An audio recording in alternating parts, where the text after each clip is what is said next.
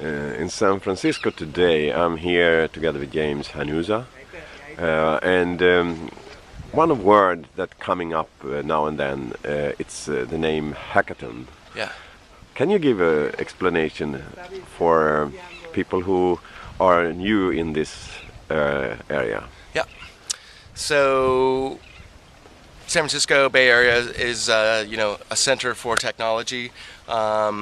Hackathons here have gone through an evolution. So originally hackathons brought together coders and technologists to solve problems and build apps.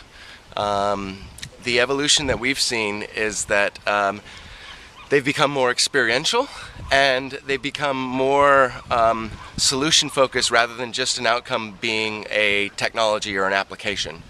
So back in around the mayor's election in 2012 in San Francisco, a local group called Gray Area Foundation for the Arts hosted a number of hackathons. It was called Summer of Smart. And what they did was they brought together designers, technologists, activists, artists, and they focused on different issues. And the outcome really was just to think up new systems that were solutions to problems such as energy or water or homelessness or transportation issues. But really what they were looking for was a project as an outcome, not just some technology you could hold in your hand. The other emergence that I've seen in hackathons is really an experiential journey. So there's been British Airways supported a flying hackathon from San Francisco to London, where they brought together 100 folks and focused, I believe, on hacking the education system.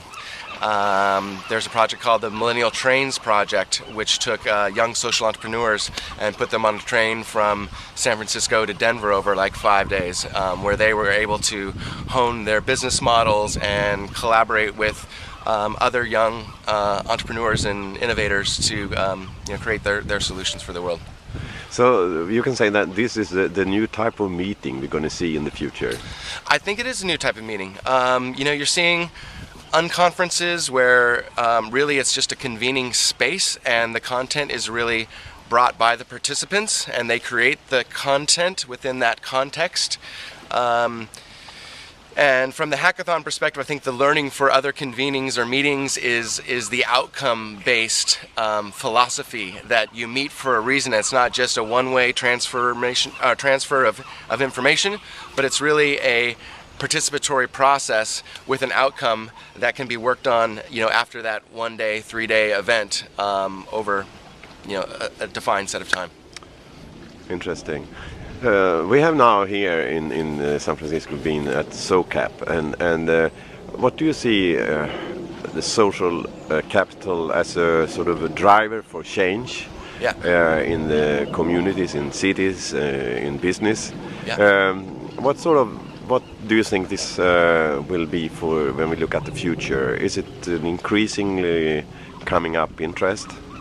Yeah, there's a big focus. I think resilient communities is the theme of SoCap this year. And that's core to my work in the world, it's core to my interest and passion. My startup, Urban Innovation Exchange Global, or UIX Global, came together originally to form a delegation from the Bay Area to go down to the Rio Plus 20 UN Conference on Sustainable Development.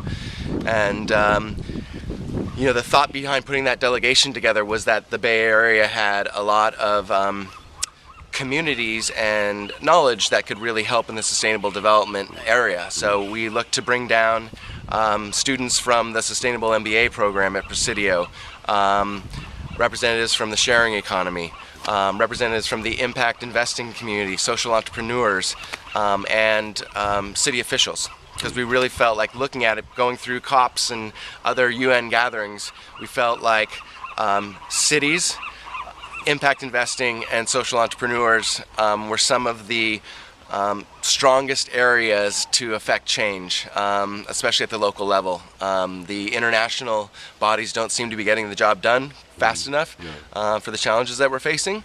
So our belief is that cities and cooperation with citizens and corporations is really the place where we can really affect the most change. Yeah, well, a relationship in cities, then you have the political sector, and how are they engaged in this development? So I would say that at all levels of government, government's a laggard in this. I think that there have been attempts both to engage the impact investing community and social entrepreneurs. There were some efforts in 2012 that came out of the Obama administration to create some legislation to make impact investing more accessible and scalable.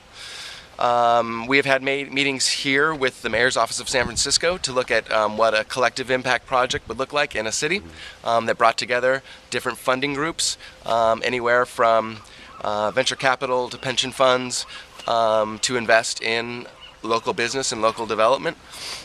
But I would say that for the most part, what I've seen is governments being invited to the meetings versus convening the meetings and really taking a thought leadership perspective. Thank you very much, James. Yeah, thank you.